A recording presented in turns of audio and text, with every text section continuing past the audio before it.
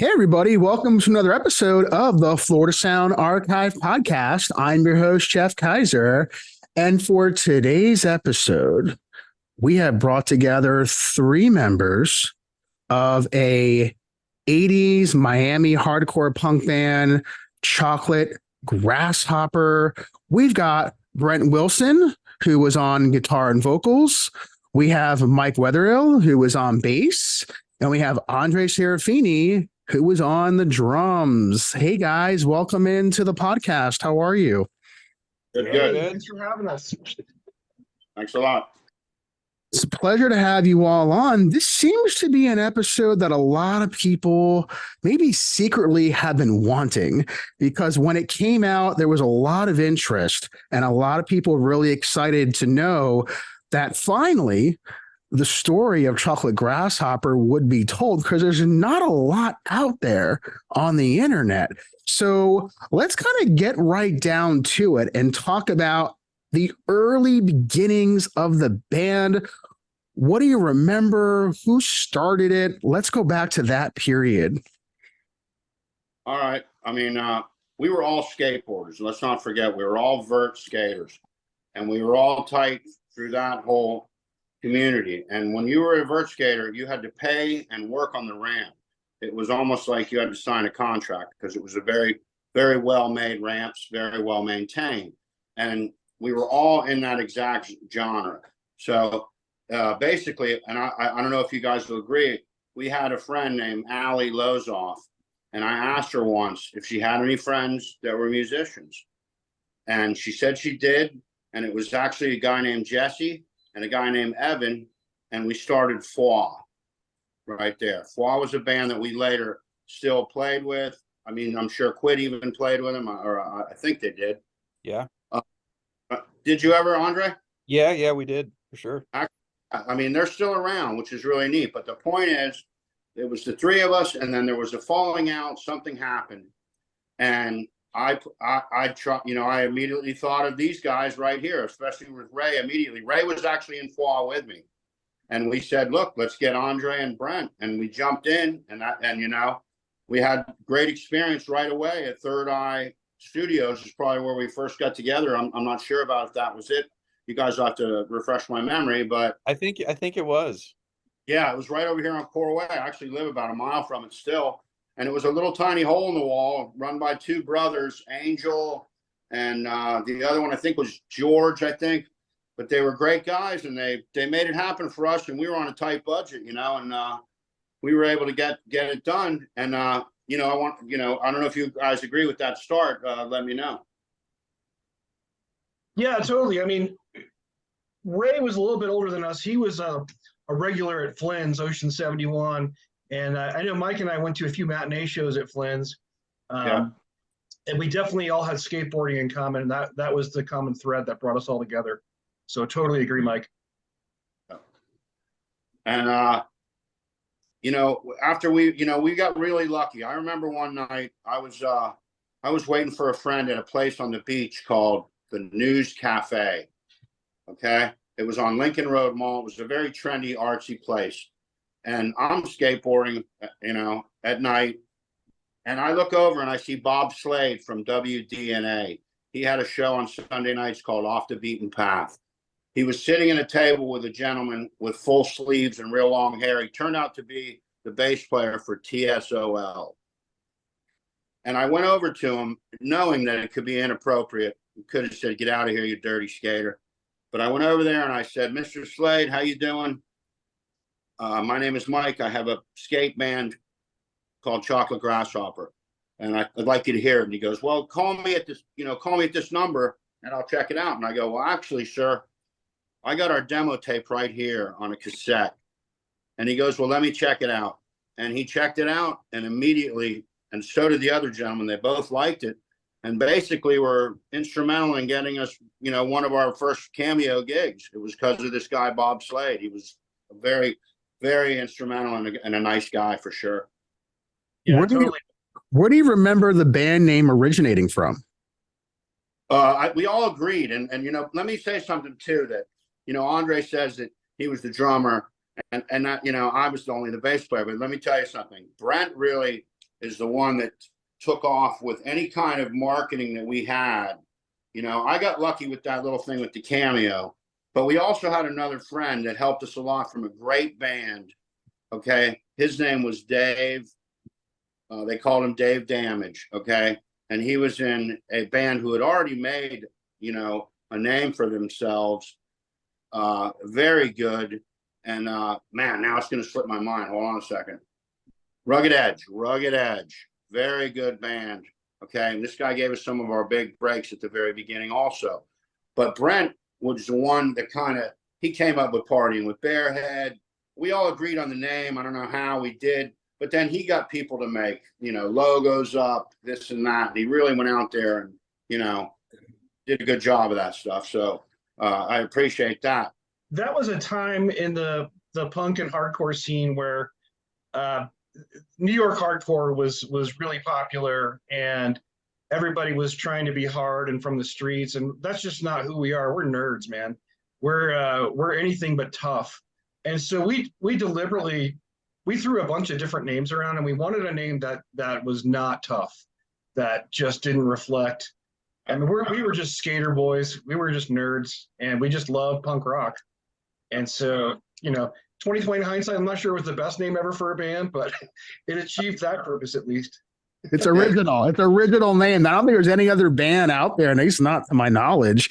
There might be. I don't know. Who knows, right? Yeah, Bearhead, he yes. was a guy we knew. It was just like this acquaintance that was a cool dude, and he had this big shaggy hair. Remember, his hair was like thicker than hell. Like, and that's why we called him Bearhead. I think it was. Yeah, he showed up at school in high school. He showed up one day, and he had, like Andre said, this giant amount of hair that he shaved off, and so his head was like corduroy, and it was Robin Collier that came up with the name Bearhead, because his head felt like a teddy bear, you know, and so we just started calling him Bearhead. But yeah, David Martinez, exactly. Oh, yeah, he's a good guy for sure. And on the same tape, there's a song in Flamella. Is that right? That also appeared on a Flaw recording too. So what is the story about that song, and why does it appear on both bands' recordings? Mike, you want to take that one? Yeah, originally Flaw song. You know, they still play it to this day. And then what happened? Did you just bring it over to the Chocolate Grasshopper and want to play it and put it on the demo too? Like, why did it make it over to both bands? Maybe an homage to Jesse, you know, he deserves it. You know, there's a lot of, you know, back then we had, you know, a lot of the songs we wrote, I don't think anybody didn't write a song. All the guys, all of us wrote lyrics and stuff at one point, and you know, we were always it was all real easy about that, you know, went well for sure. And on that note, what was that process like? Where did you guys kind of come together? Where did you write a lot of the songs that were on the demo? I literally, great compromiser, I literally wrote the lyrics to that song on the toilet. Nothing wrong with that. Nice. And those are damn fine lyrics. I gotta add there. You can tell I was constipated when I wrote it. Yep. But yeah, I mean, Third Eye Studios is pretty much where we got together and jammed and worked through stuff. Yeah. Those guys, Mike mentioned those guys. They were great to us. They took a liking to us and kind of took us under their wing and helped us out with recording and stuff. It was great because I didn't know what the hell I was doing. Absolutely. They were great. They were real good guys. And Ray kept in touch with him, you know, but it's been years. I'm sure it's been, you know, decades now, but definitely helped us out. Like I said, there was a couple of we got really lucky breaks. And we got really lucky, Jeff, because we had such a skateboarding infrastructure. So you had maybe, you know, 50 or 70 kids that would go to the ramp, that would go to the jams and stuff here and there and stuff like that. So we kind of had a built-in audience. We really got lucky. And the guy I mentioned before, Dave Damage, may he rest in peace. He we played a big show with him, and I don't know if you guys remember, he let us finish the show where we were not supposed to. We were supposed to open for him. He said, "Forget it, you guys are closing." And we later did that. We later did that once for Foix. We did that for Jesse. You know, we wanted to pay respect. You know, and I didn't have to even ask you guys. You guys would have immediately agreed with it. You know, we weren't egotistical. We had a lot of problem with skinheads. I'm sure you guys remember. They were, you know, they would kind of, you know, harass a lot of our fans and stuff. And, you know, it was unfortunate, but things happen, you know. Yeah. Now, Andre, you have played in a lot of bands over the years. Was Chocolate Grasshopper the first band that you ever played with? Chocolate Grasshopper was the first band, and I, you know, I think I was the youngest. I just remember, you know, being super young skater, really into like, you know, Judas Priest and, you know, met AC/DC, and these guys really introduced me to punk rock. I mean, even though I skated and I was exposed to, you know, like JFA and, you know, the Agent Orange and that stuff, but like it wasn't till as a drummer, I was a new drummer. I hadn't been playing drums long at all. And I didn't even know how to play like a punk beat. I was like trying to play a rock and roll beat. They're like, no, play it like this. I'm like, you want me to do a polka beat fast? And they're like, yeah, do that.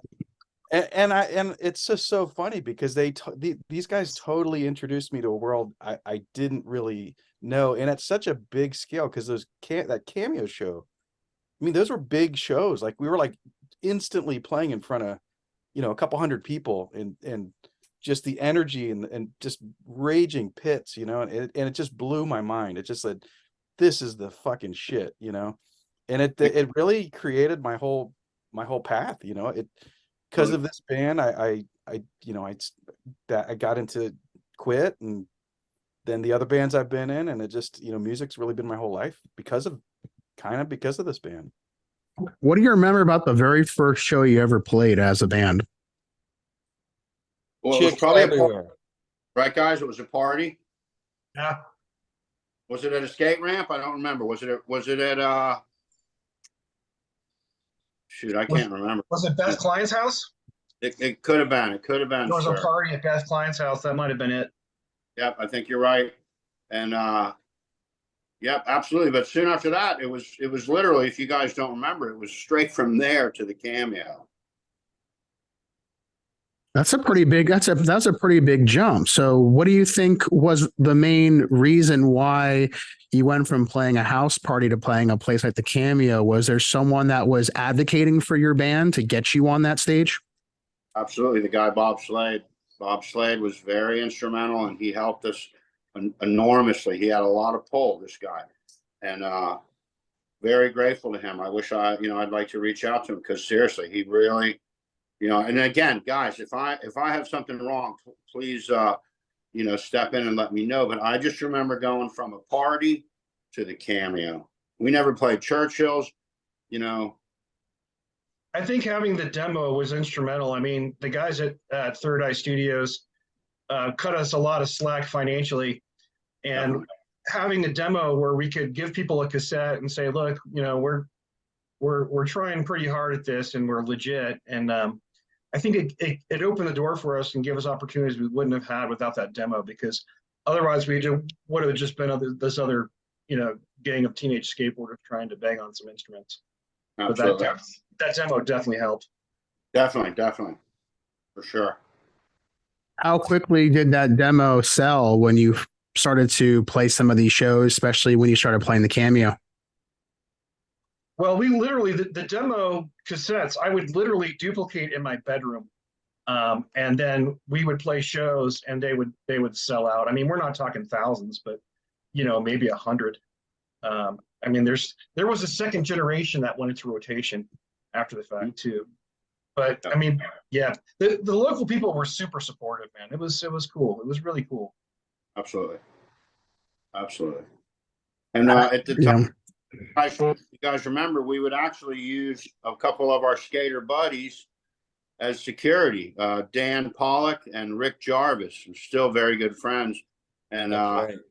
they were security. It was funny, but they did a good job too. Actually, we had another friend of mine he probably was scary to most of my friends. His name was Chris Ruth.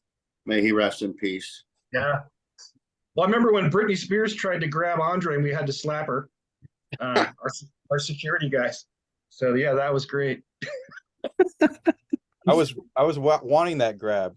Yep.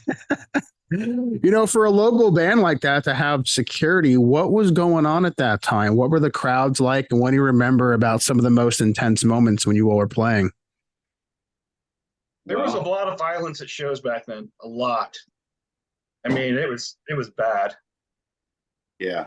We would have people literally, we'd walk them out to their cars sometimes because there was a little group of guys that were very misguided, and they were, a lot of stuff happened, but we were lucky. I had a kid one night come and like literally swing on me. He probably weighed about 90 pounds. I didn't even touch him. I just kind of guided him down to the ground so I could hold him, but I never hit him, nothing. And later the story came that I beat up 5 skinheads. That never happened. That never actually happened. It was just the way it was back then, the stories and stuff. But, any music at that time was going to attract that element. There's no way to get around it. Yeah. And Andre, I was gonna say, Andre, with you being behind the drum kit, what was your view like seeing all that, just being behind the drums? Freaking terrified. Actually made me want to, I had to bring it. It's like I had to play with energy and power or I was going to get killed. It was awesome. He was such a humble kid. You have no idea. And like I said, I'm not joking. If Brent and I would do a 1-foot air on the ramp, Andre would do a 5-foot air. Oh yeah, Andre for the win for sure on skateboarding. And Brent, you were going to add something as well to that story? Oh yeah, that was a period of time where a lot of us were going to the Cameo to see bands and listen to music. There was a contingent at the time that would go there not to see bands or listen to music, but specifically to fight, and that was their idea of entertainment. And there's that Minor Threat song, "It Follows," and I really appreciate that song because basically the thesis is that punk rock really is no different than any other genre or social clique. You got the jocks, you got the prom queens, and that song at the time really hit home because I was trying to get away from all that with punk rock and skateboarding, and I would go to the Cameo and it wasn't like that. When we went to a show at the Brockway at the UM, and we used to go to Flynn's for matinee shows, and even the early Cameo shows, it was a really supportive, cool vibe. Yeah. If somebody fell down in the pit, they would get picked up. And it got to a point in the mid to late 80s where, man, people were just out for blood, and it sucked. Yeah. Not gonna lie, not gonna candy coat it. It sucked. One of the early promoters that I had on the podcast on a previous episode, Richard Shelter, who had brought a lot of punk rock and alternative music to South Florida in the 80s. Did you all get a chance to work with him or have any shows that he promoted for you? Any stories about Richard? We know him. I mean, we know him, but the thing is, we really got lucky and we really didn't. It's not that we didn't need him, but it was like, until the band dissolved, we had our gigs and, everybody was happy. I think we all agree that we wish he had gone farther, but guess what? It turned into a couple of really good bands as well, Quit and Radon. So, it was, again, like Andre said earlier, just a wonderful time. And, we were very lucky. We were in the right place at the right time, and we had a lot of fun. Excellent. Absolutely. Yeah. So the Cameo was one of the places that you played, right? What other venues around town? I think you mentioned there could have been some others that were around at that time, like Flynn's. Did you get a chance to play other places? If so, what stand out to you in South Florida? We did not. Right, Brent? We only played the Cameo. Am I right, guys? Yeah, a couple of house parties in the Cameo. I don't think we played anywhere else, did we? Okay, Yeah, there was a couple parties, house parties. Yeah. Cameo. I want to say the Cameo 3 times. You agree, Brent? The muscular dystrophy, blast, and maybe one or two more. I'm not exactly sure. Yeah. That might That's be, all- it's foggy, but if I can also correspond eventually with George Van Orsdale. He will have a little more info maybe for me. I should have done that, but I can check on that. When you were playing some of the house parties, were there other local bands that were sharing those parties with you? If so, who were some of those bands that come to mind? Brent? Mike already mentioned Flaw. We played with them a lot. There was another great local band called Cultural Brain Rot that were friends of ours that we played with. Really good guys. A friend of ours, John Barry, was the guitar player. We played a house party at John Barry's house, if memory serves. Yeah, absolutely did. And I have to say that back to going to what Brent would do. Brent had an ingenious little thing that he did. A couple of our first parties, maybe even the Cameo too. Brent had a friend, and the name of the band was very tricky. You remember, Brent? You have to remind me. This is not ringing a bell. The name of the band was Free Beer. Okay. Yeah. I'm serious. So the first band was, I remember they were friends of yours, right, buddy? I mean, I'm pretty sure. And with that name, it was no, Nuclear Beer. Nuclear Beer is who you're thinking of. Nuclear. Yeah, it was John Kennedy Nuclear Beer. Yeah. Okay. Yeah, Free Beer with Tommy Guerrero over in Nuclear Beer. Yeah. I forgot about those guys. Thank you for the reminder. Yeah. Wasn't Not Dead Yet playing at that time, or was that later? No, you're exactly right. Not Dead Yet. That's George Van Orstel's band. Yeah. Yeah, and we played with them a lot too. I think we played at least one house party with them at Brian Bender's house on the half pipe. But yeah, Not Dead Yet. Another great local hardcore band. Good guys too. Really good guys. really good. Absolutely. How would you describe the differences between a house party show and a show at the Cameo when it came to the audience and the way that you all approached a show like that? Well, I was the oldest one pretty much. So, and I guess I'm an egomaniac maybe or whatever. I think the guys will agree. I kind of, didn't take over, but I made it where, if you guys remember, we made money on a couple gigs at the Cameo Theatre. I want to say, we paid everybody and still walked away with $200 or $300 each. Would you guys remember that? Yeah. Yeah. I was just the drummer. I didn't get any money. No, true, Andre. Mike, you weren't supposed to say anything. Well, we actually paid the bouncers. We paid the other bands. They were ecstatic. So it was nice to be able to do something like that because, again, we pulled the kids in because of the popularity of the band and skateboarding and the cute guitar players. I have to agree with you there. That's funny. How did you all decide on when to stop playing together? I was very, very upset with the fighting and stuff. I mean, do you guys remember that? I mean, yeah. It was a real buzzkill, man. Yeah. We would have a show and have a great turnout, blah, blah, blah. You'd go out in front of the Cameo and there'd be a bunch of blood on the sidewalk. Right, guys? Yeah, literally.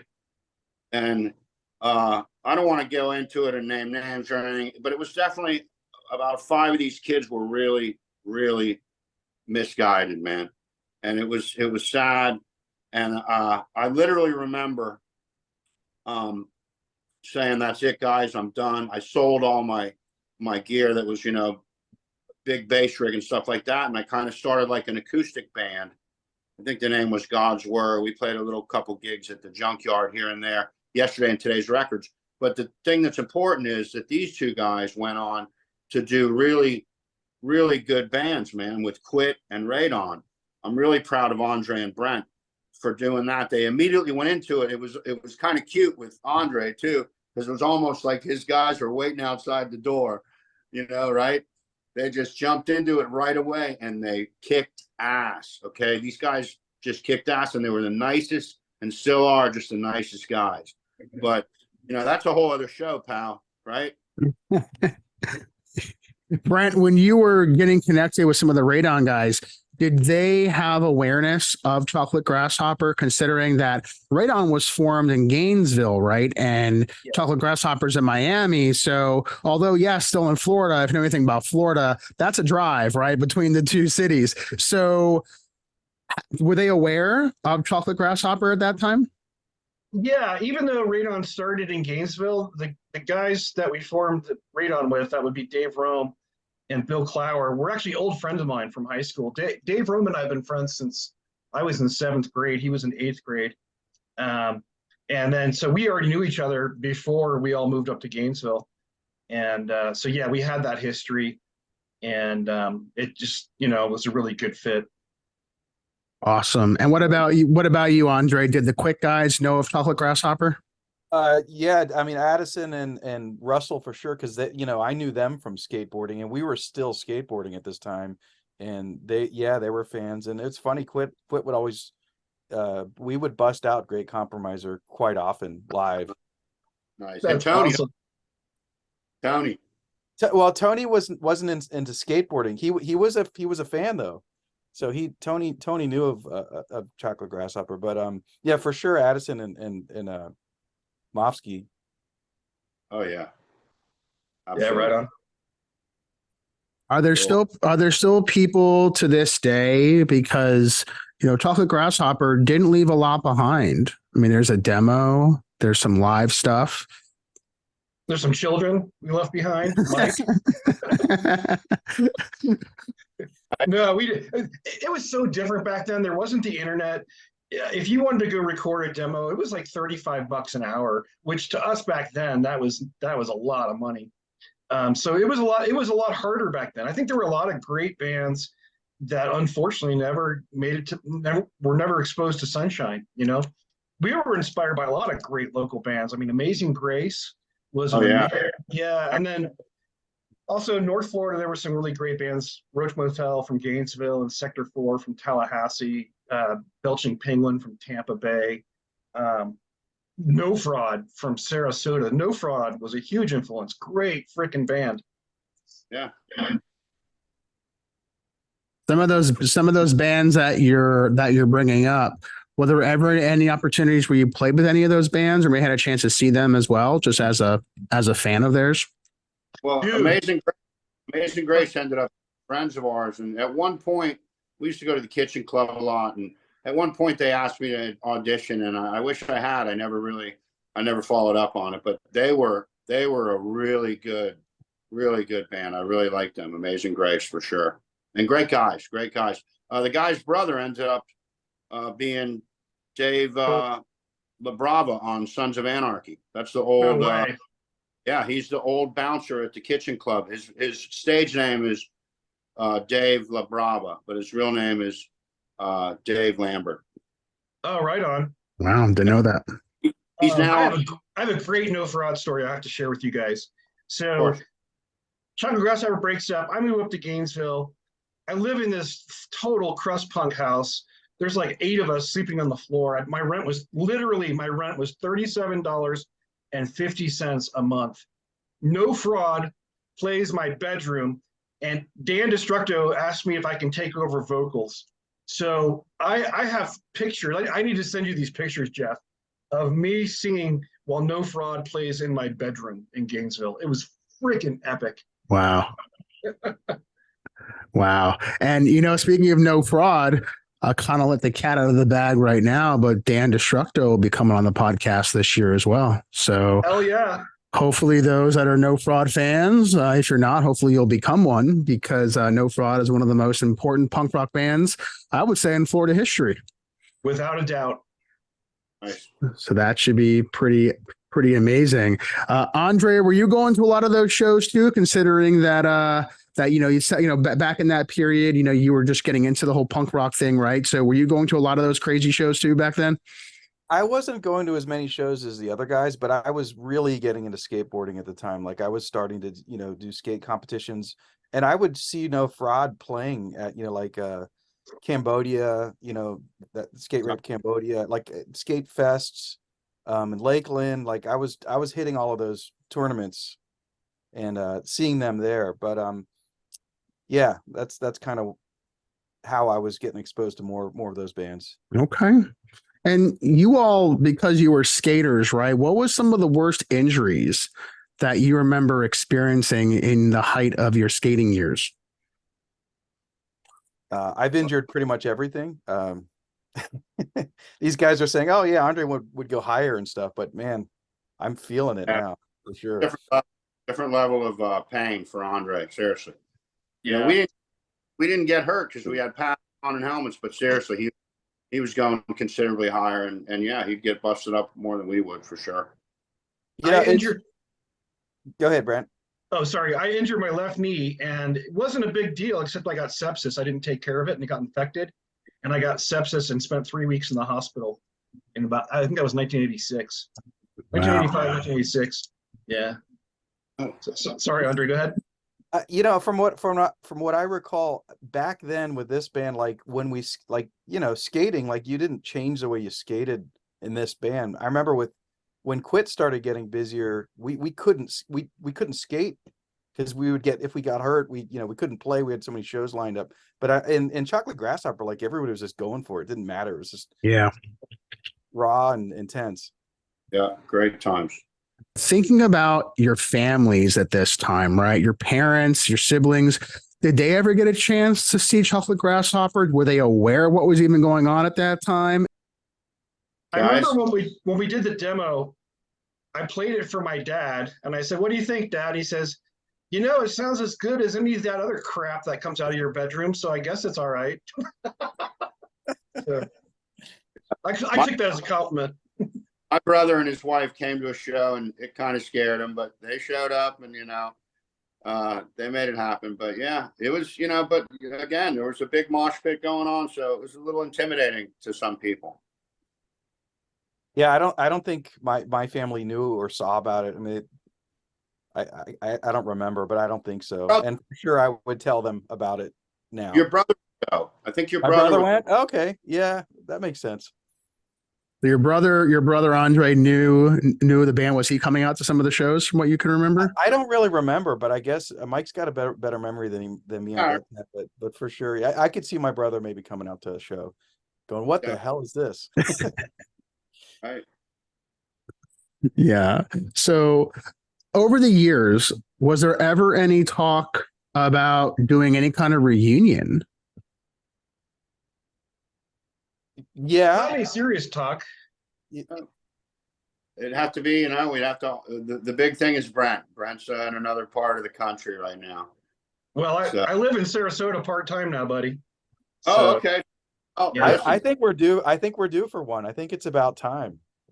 Well, it's up to y'all. I would just like this interview. If you guys agree with something, count me in. I kind of have a stupid schedule. I work in theater, but we'll make it work. And look who'd be behind the sound of it. Excuse me, Andre, which couldn't go wrong. I want to share something real quick though, because I don't know if Brent knows about this. Brent, if you remember, we were supposed to open for Suicidal. I think it was like 85. You remember? I remember we were supposed to open for Youth of Today and couldn't. Yeah. Okay. Suicidal definitely fell through. We were, of course, disappointed. I'm watching old episodes of Miami Vice a couple years ago, and they show up in 1985 on Miami Vice playing at Club New, playing their famous song, I Couldn't Have a Pepsi. Yeah. So I forgive them for not showing up, because look what they did. They kind of had a bigger gig lined up. There's Rob Weir's in a bunch of those episodes. Yep. Cool. Yeah. Good times. Yeah. There were a lot of bands that came through at that time. Was there anyone in particular, national or even a local band, that you just wanted to share the stage with, but never had the opportunity to do so in the Chocolate Grasshopper period? Bad Brains. Best live band I've ever seen. Yeah. Holy crap, they were good. We would have been thrilled. Yeah, I agree with that. We'd see them a lot, right, Brent? They came through a lot. Yeah. Yeah, they played one of the first shows of the Cameo was Bad Brains after they put out Rock for Light. And man, that was the best show I've ever seen. Amazing. Nice. Yeah. Yeah, I know they played the Cameo early on as well. So definitely can't get better than Bad Brains, right? So good. Yeah. And what about locally? Were there any local bands that maybe you missed them? Maybe they came before Chocolate Grasshopper, or they came after the band broke up, or maybe it was during the period that you all existed. Was there a local band that you wish you would have played a show with? I don't think we ever played with Amazing Grace. They were definitely a huge influence. I don't think we ever shared a stage with those guys, right? No, but I think we would have if we had continued, and I agree with that. Would have been one of the ones I agree that I would have liked to have, yeah, definitely been associated with. They were great guys. They had a great sound. Yeah. Really. We got to play with the Drills. They were a really good band. We got to play with those guys, but Amazing Grace would be my choice for sure. Absolutely. In fact, I'm still in touch with the guy from the Drills is Greg Dawson. He's actually in the business with me. He's a lighting guy. He's actually touring right now with Jethro Tull. Oh, right on. Yeah. Yeah, they were a great band. And the Drills are one of those other bands that when you talk to people from that period, that name comes up often, but a lot of people don't know of the Drills at the same time. So what is it about the Drills that you think was really important to you growing up in South Florida? I would say that they were a band that, the Drills did not fuck around. They were a serious band. I mean, those guys had their shit together. They practiced. They were tight. You could tell they wanted to make a living of it. And I think they ended up moving to Los Angeles, if I'm not mistaken. Awesome. Yeah. And they were the real deal. I mean, they had a work ethic. You didn't see that a lot at the time. Oh. Yeah. And I want to say another one, like I said, that we played with that was really good was Rugged Edge. Rugged Edge was, again, what a big, he was real good to us that day. Loved him. Great guy. And also Nuclear Valdez. They were good guys too. I actually worked with Juan Valdez at Peaches back then over there kind of by Dadeland. He was a great guy. And they went on to do quite some stuff. They ended up getting on MTV, I think. So, yeah, they did. Yeah, they definitely did. Great guys too. Great guys. I feel like they were one of the earliest bands, at least from my recollection, from the Miami area that had a video on MTV. I agree. And then the Mavericks were right behind them. Right. Yep. Right. Yep. Yeah. Well, I think when you think about the legacy of Chocolate Grasshopper, you all, although didn't play a ton of shows, right? But still shows that you did play left their mark, because a lot of people have still very fond memories of that period. And also thinking about where you went after the band dissolved. So if there was one thing you took away from the Chocolate Grasshopper experience that still sticks with you to this day, what would that one thing be for you personally? Three great guys and a guy that could be an asshole sometimes. So these guys were great. They were all just nicest, humblest, cool kids. Me and Ray were older than them. So, and Ray, Ray has a lot to put into this too, but definitely, yes, a great camaraderie. That's what I remember for sure. Totally agree. Except for the asshole part, but yeah, I mean, one of the things I loved about Chocolate Grasshopper is we did not take ourselves seriously. We were deliberately goofy. And, the thing is at the end of the day, it should be all about the music, and nothing else really matters except for your friends in the band. But, very few people make a living at this. And so if you're not doing it for fun, why are you doing it? So in that respect, it was a great experience for me. Absolutely. And Andre, what about you? Oh man, just a enlightening springboard to my whole career after, and just being having that opportunity to jump in with a band with these guys, amazing musicians, giving me the chance as a young drummer barely playing out. It was awesome. It was great times. I really wish the band played, we had a little bit longer run. I remember when we did break up, it was like, man, that sucks. This was just getting going, It was short lived. But hey, I'm all for doing another show or anytime you guys want to. I'm absolutely 100%. Right Yeah, on, man. dude. All right, count me in. All right. All right, gentlemen. Well, thanks again for taking the time to share the story today about Chocolate Grasshopper. Kind of just go around. Any final words you want to share to fans, supporters, anyone out there that that you want to just give a quick shout out to? I'll turn it over to whoever wants to start us off. Keep creating. Keep listening to music. Punk will never die. That's the best thing about the punk scene. It just keeps going. It's awesome. Yeah, I just the friendships that I've made with these guys and the friends that were part of our circle of friends, we're all still friends today.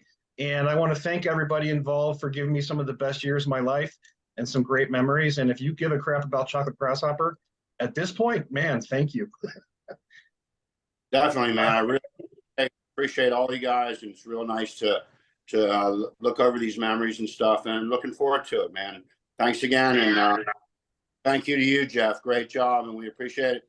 And I want to thank my buddy Lycus, who's a young up and coming punk rocker, because he kind of influential in this. Okay, so thanks again, guys. Yeah, thanks, guys. Thanks, Jeff.